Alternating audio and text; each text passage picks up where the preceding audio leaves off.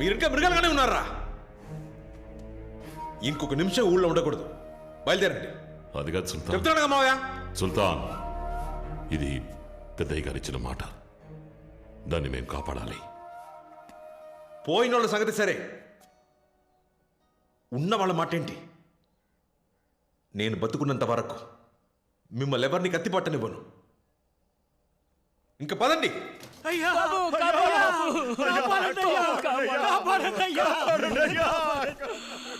వాళ్ళు ఊరిని వలగాడు చేసేస్తున్నారు.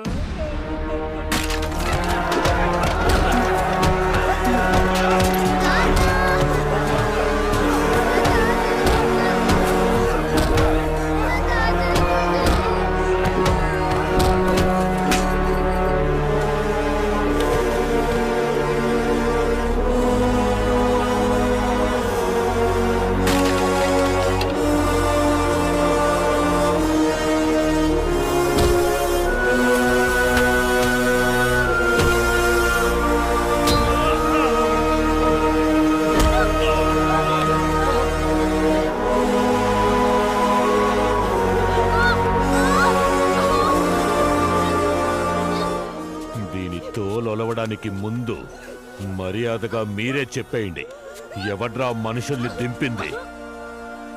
ఎవడ్రా? అందరినీ కొట్టి చంపుతున్నాడు, వచ్చి కాపాడు బాబు.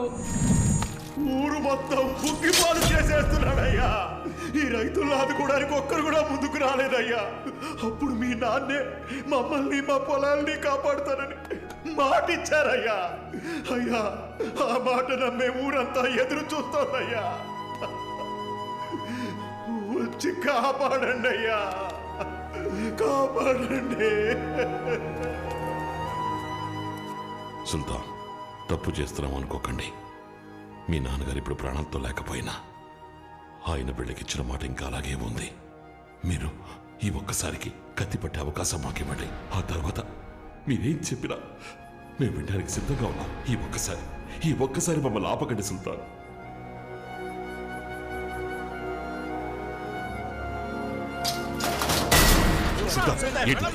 చెప్పేది వాడు మీకంటే మొండోడు కాకపోవచ్చు, అన్నింటికీ కత్తులే పరిష్కారం కాదు మావయ్య. నేను మాట్లాడతాను వాడితో.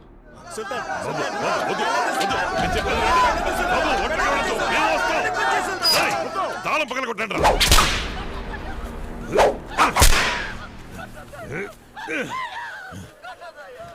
వీడు కాదని నాకు తెలుసు.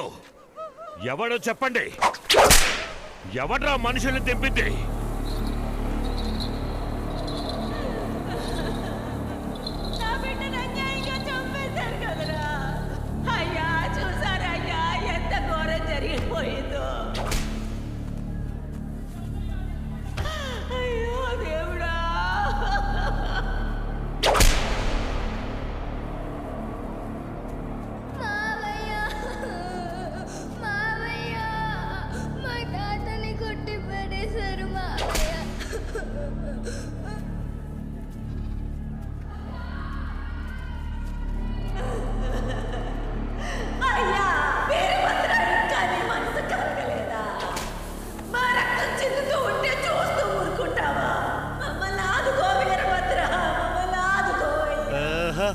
ఊరికి ఊపిరొచ్చింది. చెప్పు, ఎవరు చెప్పరా?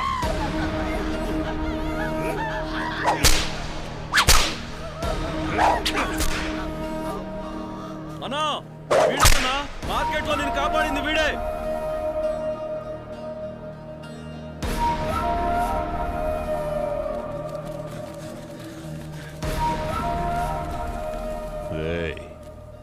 నువ్వెవరు? మీరెందుకోసం ఇక్కడికొచ్చారో నాకు బాగా తెలుసు. ఇది నీ ఊరు కాదు, నీ సమస్య కాదు, కానీ నువ్వు నా ప్రాణాలు కాపాడావు.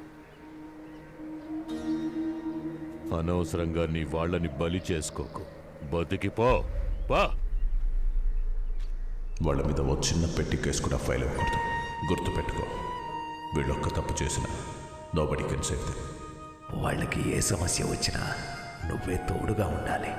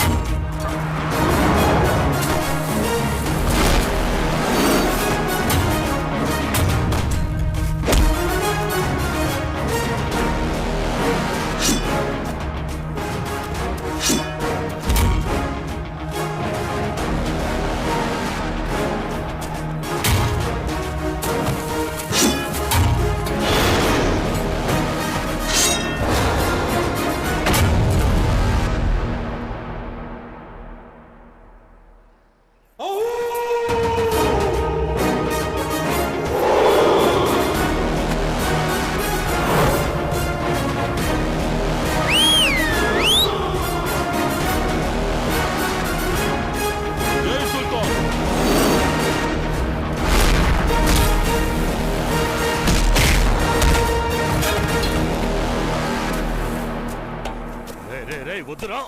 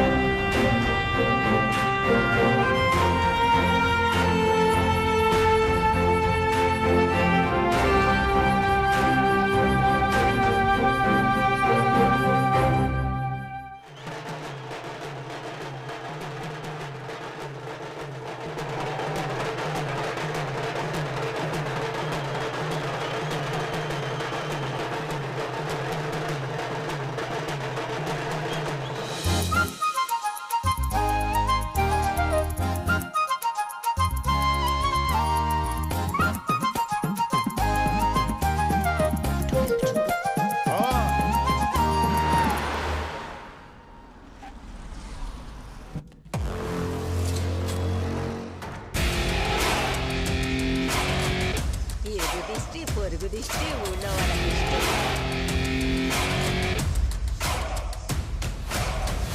రేయ్ సుల్తాన్ మనం తక్కువ అంచనా వేశాం.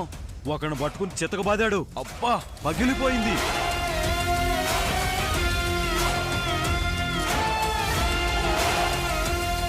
సుల్తాన్కి ఏం గుండె ధైర్యం రా.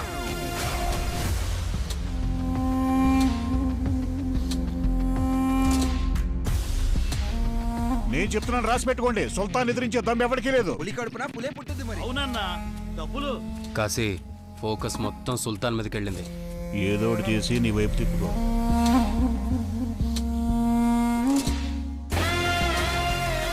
ఇక మీదట సిటీ మన కంట్రోల్లోనే.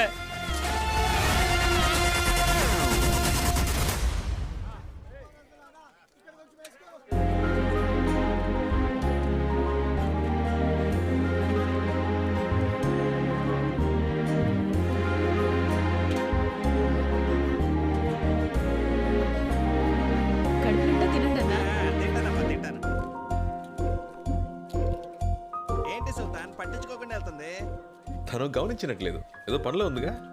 ఇప్పుడు హ్యాపీగా పాటేసుకుంటుంది చూడు. అన్న కూర ఏమంటారా? XYZ. ఏమన్నా? ఏంటి మళ్ళీ కోపం కలుగుతుంది? ఏంటి రొమ్మిర్చుకొని ఉంచున్నావు? చూడలేదించు. కూలింగ్ గ్లాస్ తీ. ఏంటిలా గాలి తీసింది? ఓ ఏమండి, ఎంతమందిని మీకోసం కొట్టాను. XYZ చెప్పకపోయినా పర్లేదు, అట్లీస్ట్ ఒక థ్యాంక్స్ అయినా. అందుకేగా కోడి కూర పెడుతోంది. మెక్కి దొబ్బే. పోవే. ఏమన్నా? పోతాను మెక్కుతానన్నా. 100 మందిని మేనేజ్ చేస్తున్నాను, ఇది చూపులతోనే చంపేస్తుంది. గుడ్ల గుబ్బ. సుల్తాన్ ఫోన్. హలో బాబు, నేను లాయర్ని మాట్లాడుతున్నా. సార్ చెప్పండి సార్. న్యూస్ చూసావా? ఇక్కడ అందరినీ కుక్కల్ని కాల్చినట్టు కాల్చి పారేస్తున్నారు. ఒకటే రక్తపాతం. ఈ సంఘటన మీద కమిషనర్ ఇలా స్పందించారు. This encounter was not a planned action, just self defense. Anyways, Vizag should be crime free. ఇది కేవలం ఆరంభం. ఆపరేషన్ పూర్తయ్యే నాటికి వైజాగ్లో రౌడీజం అనే మాటే ఉండదు. ఎట్టి పరిస్థితుల్లో వాళ్ళు ఇక్కడికి రాకుండా జాగ్రత్త పడు. కేర్ఫుల్ బాబు. సరే సార్.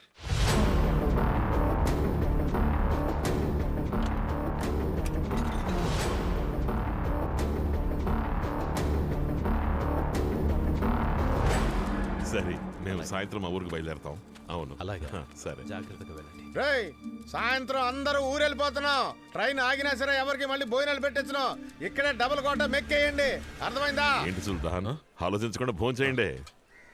ఇదిగో బాబు గురించి పట్టించు. ఏమయ్యా, మీరంతా ఒకటే కుటుంబం ఒకటిగా? నిజమా? అవును. భోజనాలకే బోలెడంత ఖర్చు అవుతుందేమో. రోజుకు 10 కిలోల బియ్యం మాయమైపోతాయి. ఏంటయ్యా నువ్వు తినే పువ్వు కూడా లెక్క కడితే ఎలా చెప్పు? మా దగ్గరే గనక మీలాంటి వాళ్ళు 100 మంది ఉంటే చాలు. మేం ప్రతిరోజు 10 ఊళ్ళకు బువ్వ పెట్టగలం తెలుసా? ఎలా పెట్టగలరు? వీళ్ళందరినీ ఏకోజామనే పొలంలోకి దింపి ఒక పక్కనేమో 10 ఎకరాల్లో వంకాయ, బెండకాయ, టమాటా కూరగాయల్ని, ఇంకో పక్కన అరటి తోటని, వీటితో పాటు మిగిలిన భూమిలో వరిని పండిస్తే దిమ్మ తిరిగిపోతుంది. వీళ్ళతోనా జరిగే పని నా తాత? వీళ్ళకి వ్యవసాయం రాదు. అరే ఏంటి బాబు అలా అంటావు? సాఫ్ట్వేర్ కుర్రోళ్లే వ్యవసాయం చేయగలేంది, వీళ్ళు చేయలేరా? మీ తాత ముత్తాతలు వ్యవసాయం చేయలేదా ఏంటి?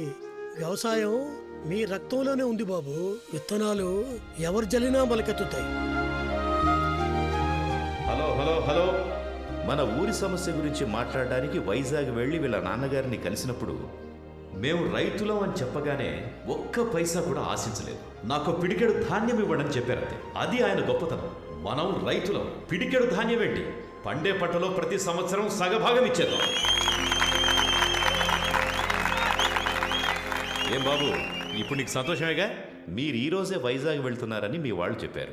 వెళ్లే ముందు ఇంకేం కావాలన్నా అడిగి మరీ తీసుకెళ్ళొచ్చు. బస్సు ఇదే మంచి టైము, వెళ్ళి పిల్లలు అడిగేసి ఇల్లు పో. అడుగుతాడు అడుగుతాడు.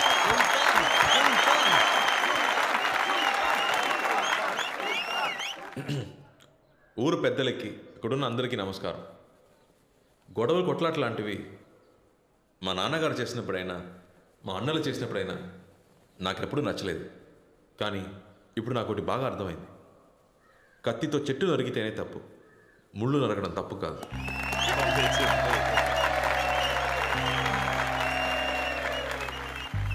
కొన్నేళ్ల క్రితం విజ్ఞానం ఎదగాలి, వ్యవసాయం ఎదగాలని మాట్లాడేవాళ్ళం.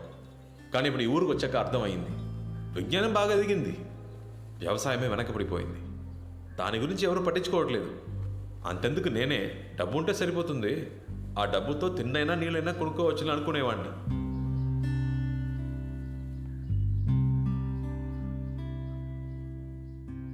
కానీ ఇప్పుడు నా ఆలోచన అది కాదు. ఆ కొండ మీద ఎక్కి చూస్తే ఈ ఊరు పచ్చగా కలకల్లాడాలి.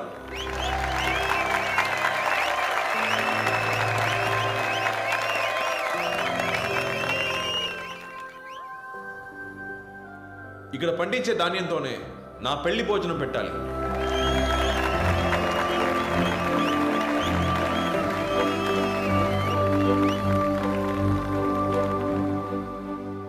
అది పండించేవాడిని నేనే కావాలి. ఏం ప్లాన్ చేస్తున్నాడు అర్థం కావట్లేదు.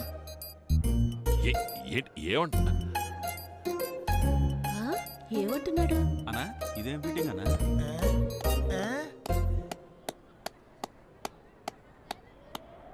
మీకు అర్థం కాల? సరే, మీకు అర్థమయ్యేలాగే చెప్తాను.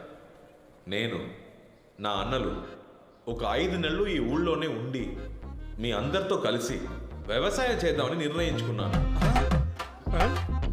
వ్యవసాయమా? బైక్లో ఏమంటున్నారు మైకిల్? వ్యవసాయం చెయ్యాలంట. సంతోషమేగా?